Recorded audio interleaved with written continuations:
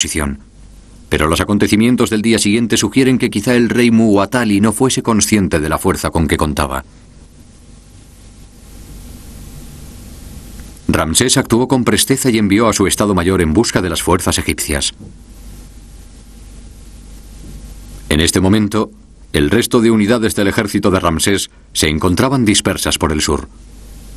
La división de Ra estaba atravesando el río Orontes, a unos 10 kilómetros al sur de la posición del faraón. Las otras dos divisiones estaban todavía más al sur. La de Ta todavía estaba saliendo de la vasta zona boscosa del Abue. Hacia las 2:30 del mediodía, la división de Ra ya había atravesado el vado, y a las 3 se encontraba en la llanura de Kadesh, con la ciudad a la vista.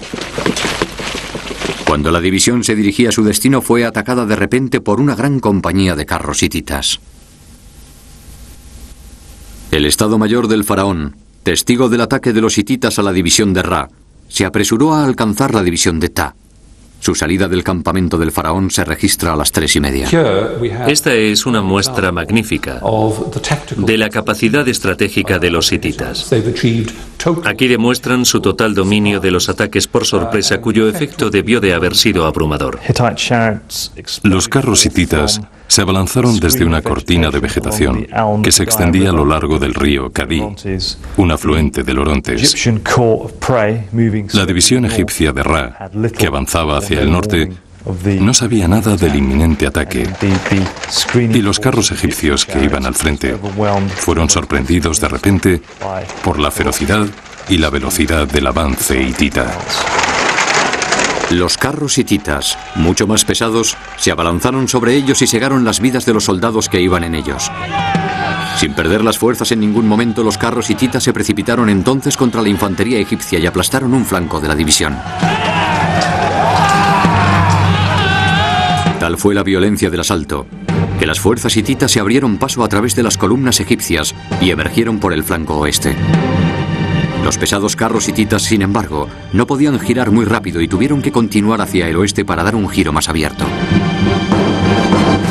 Al hacerlo, terminaron corriendo en paralelo con el ejército egipcio, y este tuvo la oportunidad de acelerar su avance hacia el campamento de Ramsés. Los hititas tenían armas muy pesadas, espadas y arcos pesados y grandes carros que podían arrasar con todo a su paso en medio de la batalla. En una simple medición de fuerzas contra los hititas, estos probablemente hubiesen ganado, pero los egipcios eran muy ágiles maniobrando y su facilidad para moverse hacía que no fuesen peores luchadores en el campo de batalla. Los carros de los hititas eran más grandes y llevaban 3 soldados: un auriga, un portador de un escudo y un lancero. Los egipcios, sin embargo, llevaban carros de 2 hombres, un auriga y un lancero, que además portaba un arco. Los carros egipcios eran mucho más ligeros y, en comparación con lo habitual en la época, parecían bastante frágiles. Sin embargo, aquel diseño de aspecto ligero les daba una gran robustez y maniobrabilidad. Los dos frentes de los ejércitos enemigos llegaron casi simultáneamente. Los supervivientes de la división de Ra iban al frente. Desde el campamento del faraón, la división de Amón empezó a entender lo que ocurría en la confusa batalla que se estaba desarrollando a sus pies. Y los soldados se prepararon para arremeter contra las fuerzas hititas que se avecinaban y que intentaban atacar el campamento egipcio por el extremo oeste. Aunque los soldados de Amón ya estaban dispuestos para la acción, los carros hititas arremetieron contra el campamento del faraón a una velocidad vertiginosa y causaron numerosas bajas entre los egipcios. Pero el ímpetu de los carros hititas se vio frenado al encontrarse de frente con las municiones y los egipcios tuvieron la oportunidad de atacar a sus enemigos. Pronto las pilas de hombres y caballos muertos volvió más lentos a los hititas y los egipcios sintieron que la batalla se volvía a su favor. Los supervivientes de la división de Ra y sus perseguidores hititas alcanzaron el campamento del faraón casi al mismo tiempo. Los hombres de Amón, la división que estaba en el campamento, tardaron en darse cuenta de lo que sucedía y en organizar la defensa. Los miembros de la familia del faraón fueron trasladados al extremo este del campamento, fuera del principal peligro, y los guardaespaldas del faraón y otros soldados de infantería comenzaron a repeler los carros hititas. Pero a los hititas todavía les aguardaban más problemas. Sin duda sorprendidos por las riquezas que tenían a la vista en el campamento del faraón, los soldados hititas comenzaron a olvidar su misión y a volcarse en el saqueo. Cuando los hititas entraron en el campamento egipcio, se dieron cuenta de que allí estaba el tesoro de la superpotencia más rica de la tierra. El faraón poseía enormes cantidades de oro, y aquello era bien sabido en el Oriente Próximo. La tentación del saqueo era irresistible. Aquello les dio a los egipcios una gran ventaja. La columna de Ptah estaba cargada de energía. Podía concentrarse en la situación sin ser distraída. Podía cargar sobre los hititas.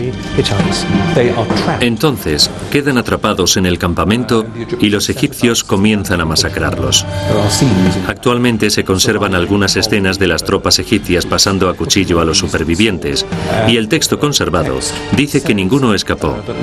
Los textos egipcios no son especialmente conocidos por su modestia, pero creo que es totalmente factible que ninguno de los hititas que entraron en aquel campamento saliese con vida. El desenlace de la batalla pendía peligrosamente de la balanza, y aprovechando una oportunidad vital, Ramsés atacó. Incluso en este momento, a pesar de que el ímpetu del ataque hitita había sido reprimido, el aspecto de la división de Amón no era demasiado bueno. Era necesario un cambio drástico en el curso de los acontecimientos. Con el enemigo dentro de tu campamento, el caos total y un asesino a la espera, solo te quedaba una elección: o luchabas o morías en el sitio. Llamó a sus secretarios privados, reunió a toda la gente próxima a él y les dijo: oíd, coged vuestras armas, tenemos que luchar o morir. Y Ramsés eligió luchar aunque muriese en el intento. A pesar de la sorpresa del ataque hitita y de la confusión de la batalla, el joven faraón comenzó a dirigir a su ejército como un verdadero rey, y con esta acción dio origen a la leyenda que ha permanecido hasta nuestros días.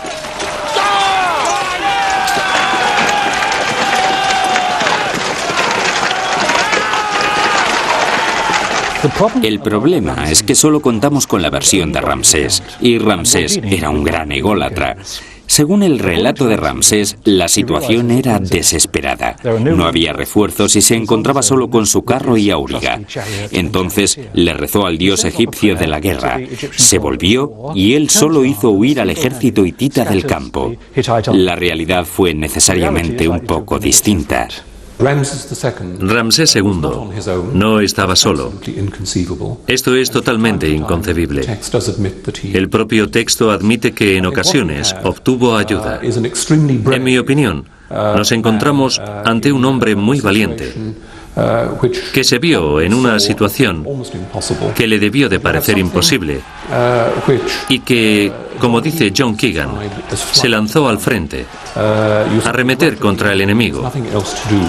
Cuando no cabe otra opción, la única posibilidad es lanzarse contra el enemigo a la espera de que esto tenga un efecto positivo. Tenía un enorme coraje. Debió de pensar: voy a morir, pero al menos moriré como debe hacerlo un faraón de Egipto. Tengo que atacar. Era un acto de desesperación. En mi opinión, tomó una decisión importante al frenar el ímpetu de la fuerza atacante.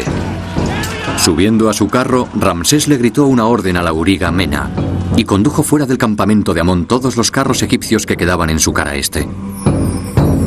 Esta tropa se extendió alrededor del campamento formando un arco que apuntaba al noroeste y se preparó para el ataque. En las batallas de ahora existen comunicaciones modernas que de todas formas no son infalibles, pero en el mundo antiguo las batallas se regían por las señales que se vislumbraban en medio de la polvareda. Había que fiarse de la información contradictoria que llegaba. Había que tomar decisiones sobre pruebas confusas.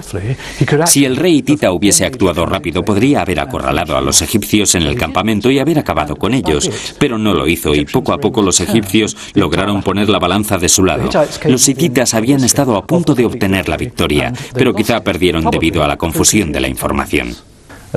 En este momento la batalla estaba bastante equilibrada. El ataque inicial de los hititas había sido repelido, pero todavía no habían sido vencidos. Los egipcios tampoco estaban haciendo muchos progresos. Era necesario que ocurriese algo que cambiase por completo el curso de la batalla, y Ramsés lo entendió y actuó. primero portándose como un verdadero líder y después reuniendo a todos los hombres que pudo para dirigir un espectacular contraataque sobre los hititas y destruir por completo sus ambiciones de obtener la victoria gracias a su superioridad estratégica. De repente, los sitiados se habían convertido en los sitiadores, y a pesar de que la amenaza provenía ahora de los egipcios, el ejército hitita poco podía hacer para repeler a Ramsés y a sus hombres. La atención de los hititas estaba puesta prácticamente por entero sobre el campo de batalla, donde lucharon contra la infantería y los arqueros egipcios, cuya destreza estaba causando numerosas bajas entre los parados hititas.